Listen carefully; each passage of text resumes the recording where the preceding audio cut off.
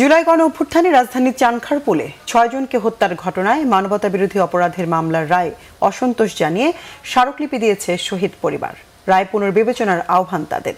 মঙ্গলবার আন্তর্জাতিক অপরাধ ট্রাইব্যুনাল ১-এর রেজিস্ট্রারের কাছে এই স্মারকলিপি দেন জুলাই আগস্ট আন্দোলনের শহীদ পরিবারের সদস্যরা। এ সময় বৈষম্য বিরোধী ছাত্র আন্দোলনের লিগ্যাল সেলের সদস্যরা উপস্থিত ছিলেন। স্মারকলিপিতে বলা হয়েছে, ২০২৪ সালের জুলাই গণ অভ্যুত্থানে সংঘটিত নারকীয় সহিংসতায় যারা প্রাণ হারিয়েছেন তাদের এই মহান আত্মত্যাগে দেশের গণতন্ত্র পুনরুদ্ধার, মানবাধিকার ও ন্যায় বিচার প্রতিষ্ঠার সংগ্রামকে আরও শক্তিশালী করেছে। কিন্তু চানখারপুল এলাকায় সংঘটিত মানবতাবিরোধী অপরাধের দায়ে আন্তর্জাতিক অপরাধ ট্রাইব্যুনাল যে রায় দিয়েছে, এই রায় ভবিষ্যতে একটি নেতিবাচক নজির হিসেবে প্রতিষ্ঠিত হওয়ার আশঙ্কা রয়েছে। ন্যায় বিচার নিশ্চিত ও জুলাই আন্দোলনে চেতনার স্বার্থে এই রায় পুনর্বিবেচনায় ট্রাইব্যুনালের সুদৃষ্টি কামনা করেছে শহীদ পরিবারগুলো।